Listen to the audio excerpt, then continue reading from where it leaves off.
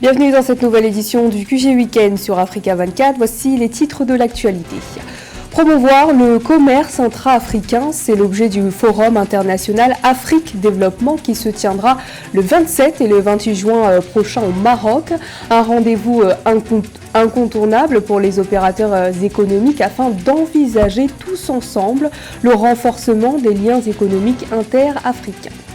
Comment améliorer les conditions d'accès à l'éducation au Burkina Faso? La question est d'actualité après l'adoption officielle ce 20 juin par le gouvernement d'un projet de décret traduisant la volonté du président de transition Ibrahima Traoré d'améliorer significativement les conditions d'éducation à travers le pays. Les détails dans ce journal. Et enfin, le domaine de l'Internet mobile en plein essor en République démocratique du Congo. Au moins 28,9 millions d'abonnements Internet mobiles ont été comptabilisés au troisième trimestre de 2023. Des chiffres qui témoignent de l'importance de la connectivité numérique dans la vie quotidienne des citoyens. Mais tout d'abord, au Rwanda, ouverture officielle de la campagne électorale ce samedi 22 juin, les candidats auront 3 semaines pour tenter de convaincre les Rwandais avant les scrutins présidentiels et législatifs qui se tiendront le 15 juillet prochain. L'enjeu est grand pour le président actuel Paul Kagame, dont la candidature a été retenue en vue d'un éventuel 4e mandat. Rappelons que la liste définitive des candidats a été publiée le 13 juin dernier. Seuls 3 candidats ont été retenus, à savoir le député du Parti vert démocratique Franck Abinza, Philippe Mpaïmana, employé du ministère de l'Unité nationale et de l'engagement civique, et enfin le président Paul Kagame.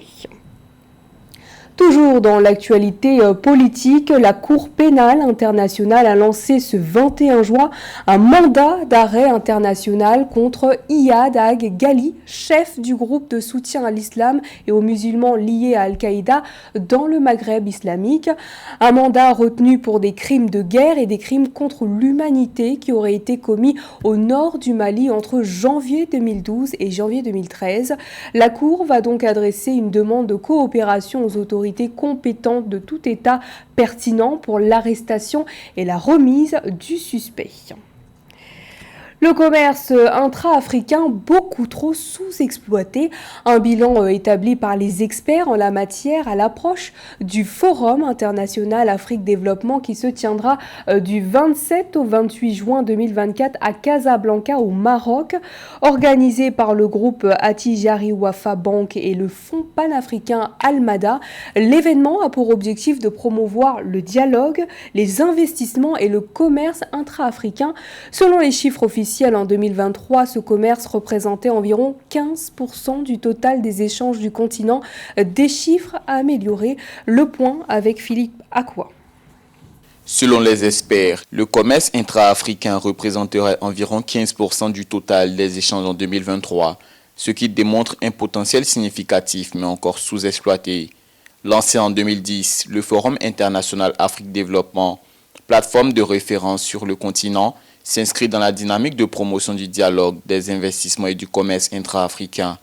L'événement prévu les 27 et 28 juin 2024 à Casablanca au Maroc réunira plus de 30 000 opérateurs économiques et décideurs politiques de plus de 100 pays, en facilitant ainsi les échanges entre acteurs économiques et politiques. Le FIAT 2024 vise à surmonter les défis communs et à exploiter les opportunités de développement du continent. Nous sommes aujourd'hui le témoin privilégié de milliers, je dis bien de milliers, d'investissements, de coopération et de deals entre ces 20 000 entreprises qui ont jusque-là participé à Afrique Développement, et ça sans la zone de libre-échange continentale africaine. C'est-à-dire ces entreprises, pour peu qu'elles sont connectées et qu'elles sont dans un cadre de confiance, arrivent à dépasser des obstacles importants qui demeurent en termes d'échanges intra-africains et à investir entre elles. Soulignant le rôle crucial de l'intégration économique intra-africaine, le Forum international Afrique Développement organisé par le groupe Attijari Wafa Bank et le Fonds panafricain Almada illustre cette ambition de renforcer les liens économiques intra-africains. Depuis le lancement du Forum Afrique Développement, plus de 22 000 participants et nous avons organisé plus de 25 000 rencontres B2B. Une quarantaine de pays se sont rendus à différentes éditions du Forum Afrique Développement.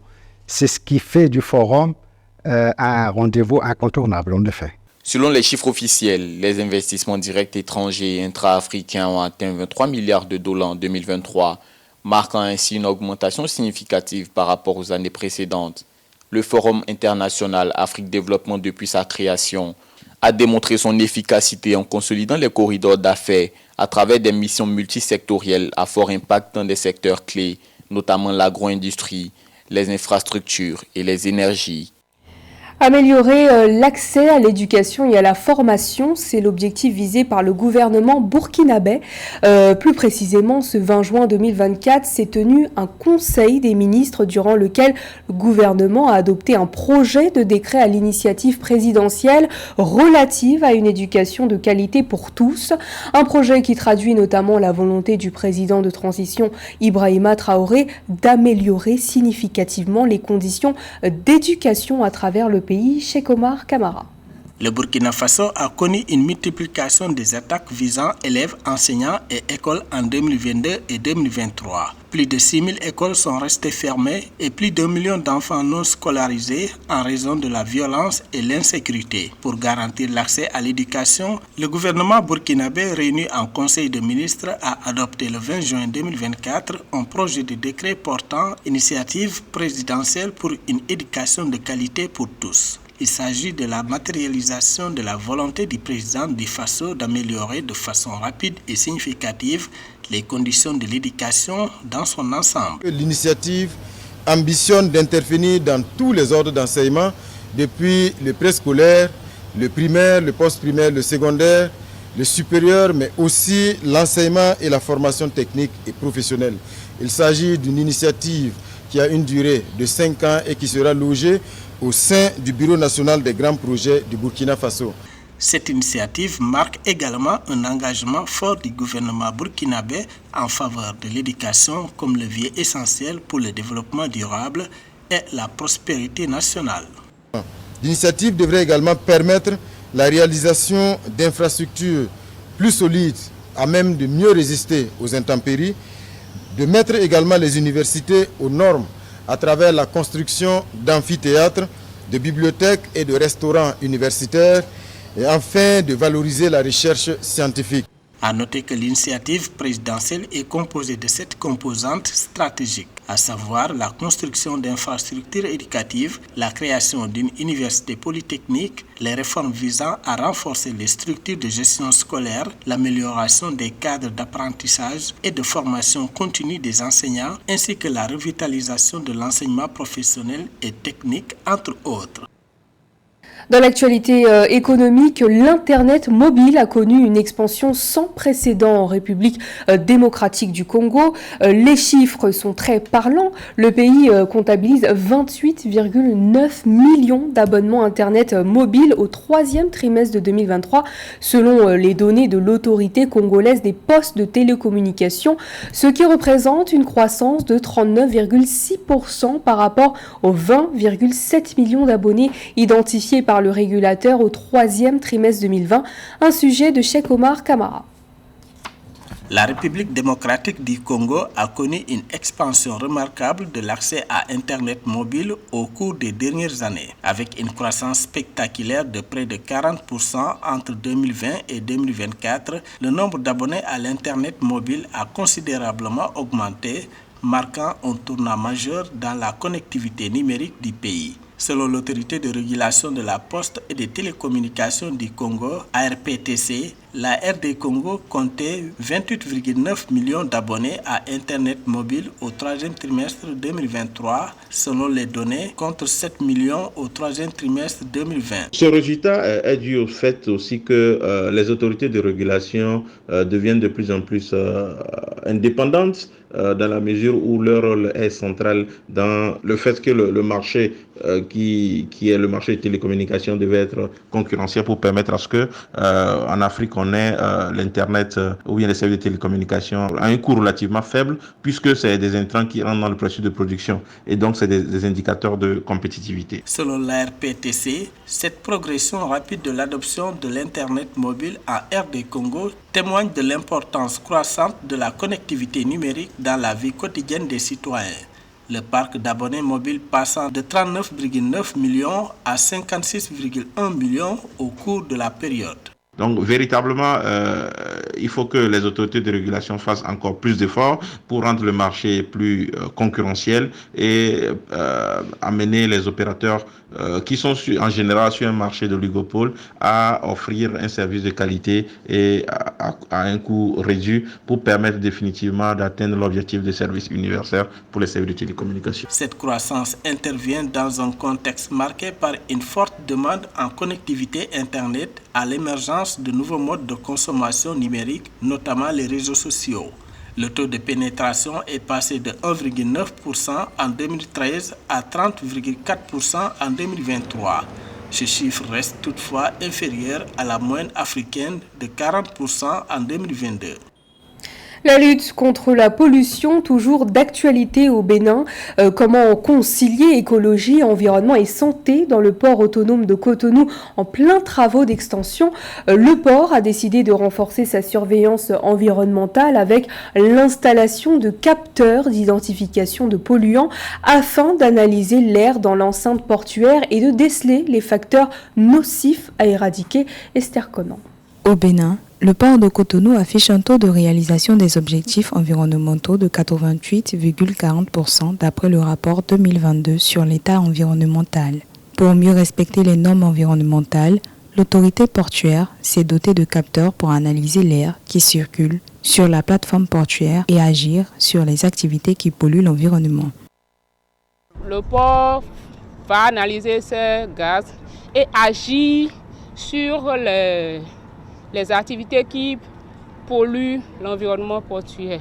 Donc rendre l'environnement portuaire plus sain. Au total, 17 capteurs et 7 jougs ON qui collectent les retombées atmosphériques de la poussière et de l'air pour les analyser en laboratoire sont installés sur la plateforme portuaire et ses environs en vue de rendre plus sain et durable l'environnement portuaire. Vous voyez ça, c'est une cartouche qui mesure le dioxyde d'azote. Donc il y en a 6 comme ça, dans chacune mesure un gaz différent. Et donc ça s'emboîte tout simplement dans la station et ça commence à mesurer. Les stations sont connectées, donc elles envoient une mesure toutes les 5 minutes. Elles mesurent la concentration de chacun des gaz et des particules. Deuxième composant qu'on analyse, ce sont ce qu'on appelle les HAP, ou les hydrocarbures aromatiques polycycliques, qui sont une douzaine de composés qui sont nocifs. Concilier écologie, environnement et santé dans un port en plein travaux d'extension, tel est le challenge des responsables du port de Cotonou. L'ambition à terme étant de parvenir à être en tête de peloton des ports durables en Afrique. Et enfin, mauvaise nouvelle pour les fans de football, le report de la CAN 2025 prévu au Maroc a été officiellement annoncé par la Confédération africaine de football ce vendredi 21 juin 2024. Pour cause, le calendrier des 32 équipes participantes est surchargé en été 2025. De nouvelles dates ont donc été annoncées. La CAN se tiendra du 21 décembre 2025 au 18 janvier 2026, une grande première pour le tournoi qui s'étalera sur 2 années. C'est la fin de ce journal. Merci de votre fidélité. Dans un instant, retrouvez une nouvelle édition de l'actualité sur Africa 24.